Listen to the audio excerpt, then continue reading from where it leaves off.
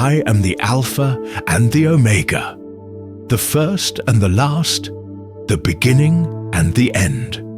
These words, straight from Revelation chapter 22, verse 13, remind us that God is sovereign, encompassing all of time and space, the ultimate source and destination of all things. Now, let's journey into the heart of unwavering faith as we consider the story of Shadrach, Meshach, and Abednego. Imagine the scene: the king, filled with earthly power, demanding worship, and these faithful servants standing firm.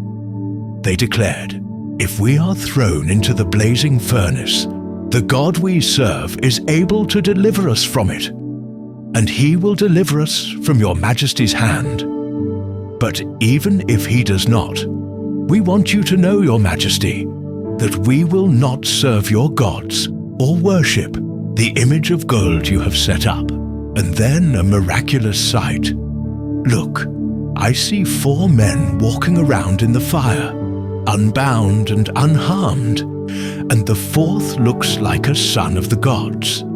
This story, found in Daniel chapter 3, speaks of a God who walks with us through our trials, a God who is present in the fire. We find similar assurance in the words spoken to Joshua. "No one will be able to stand against you all the days of your life. As I was with Moses, so I will be with you. I will never leave you nor forsake you." Joshua chapter 1, verse 5. A promise that resonates with every believer. A promise of constant companionship from our divine protector. Then, the psalmist's declaration: "The Lord is with me. I will not be afraid. What can mere mortals do to me? The Lord is with me. He is my helper. I look in triumph on my enemies. It is better to take refuge in the Lord than to trust in humans. It is better to take refuge in the Lord than to trust in princes." Psalm chapter 118, verses 6 through 9. A testament to the power of divine reliance. The psalmist continues, "All the nations surrounded me, but in the name of the Lord I cut them down. They surrounded me on every side, but in the name of the Lord I cut them down. They swarmed around me like bees, but they were consumed as quickly as burning thorns. In the name of the Lord I cut them down.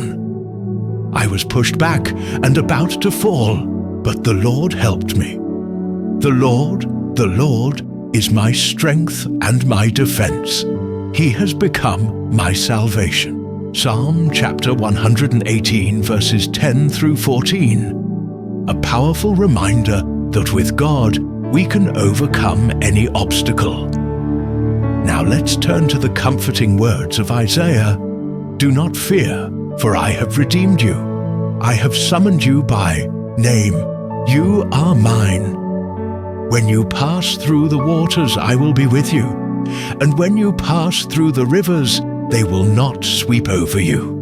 When you walk through the fire, you will not be burned. The flames will not set you ablaze. For I am the Lord your God, the Holy One of Israel, your Savior." Isaiah chapter 43, verses 1 through 3, a promise of divine protection and presence through life's trials. He continues, "You are my witnesses, declares the Lord, that I am God. Yes, and from ancient days I am He. No one can deliver out of my hand. When I act, who can reverse it?" Isaiah chapter 43, verses 12 and 13. A declaration of God's unwavering power and sovereignty. And then the encouragement spoken to Joshua. "Have I not commanded you? Be strong and courageous. Do not be afraid. Do not be discouraged. For the Lord your God will be with you wherever you go." Joshua chapter 1, verse 9. A call to courage in the face of adversity. We are also reminded, do not touch my anointed ones, do my prophets no harm. Psalm chapter 105, verse 15. A reminder of the sanctity of God's chosen servants. And then, the words spoken concerning David, don't destroy him. Who can lay a hand on the Lord's anointed and be guiltless? As surely as the Lord lives, he said, the Lord himself will strike him, or his time will come, and he will die, or he will go into battle and perish. But the Lord forbid that I should lay a hand on the Lord's anointed. 1 Samuel chapter 26, verses 9 and 10, a testament to the protection afforded to those chosen by God. Isaiah offers a promise of security. Tyranny will be far from you. You will have nothing to fear.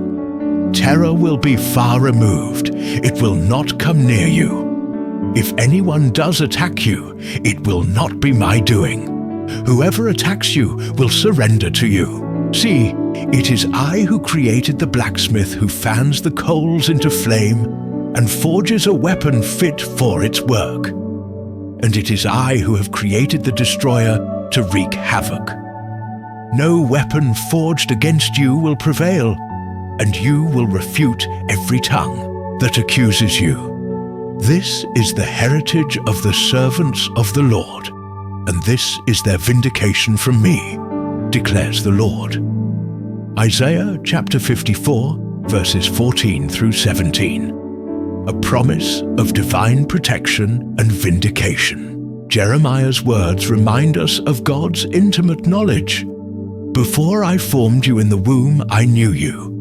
Before you were born, I set you apart. Jeremiah chapter 1, verse 5, a reminder of our preordained purpose. He continues, do not be afraid of them, for I am with you and will rescue you, declares the Lord. Get yourself ready. Stand up and say to them whatever I command you. Do not be terrified by them, or I will terrify you before them. Jeremiah chapter 1, verses 8 and 17, a call to boldness and obedience. Paul's words to Timothy echo this sentiment. For the Spirit God gave us does not make us timid, but gives us power, love, and self-discipline. 2 Timothy chapter 1, verse 7, a reminder of the strength we receive from God. And then, Paul's powerful declaration, I can do all this through him who gives me strength. There. Philippians chapter 4, verse 13, a testament to the enabling power of Christ. Isaiah speaks of divine refinement. See, I have refined you, though not as silver. I have tested you in the furnace of affliction. For my own sake, I do this. How can I let myself be defamed? I will not yield my glory to another. Isaiah chapter 48, verses 10 and 11, a reminder that God's glory is paramount. He continues, listen to me, Jacob, Israel, whom I have called. I am he, I am the first, and I am the last. Isaiah chapter 48, verse 12, a reaffirmation of God's eternal nature. Paul, in 2 Corinthians chapter 12, verse 9, shares, my grace is sufficient for you, for my power is made perfect in weakness. Therefore, I will boast all the more gladly about my weaknesses, so that Christ's power may rest on me. That is why, for Christ's sake, I delight in weaknesses, in insults, in hardships, in persecutions, in difficulties. For when I am weak, then I am strong. And in Revelation chapter 1, verses 17 and 18, we hear, do not be afraid. I am the first and the last. I am the living one.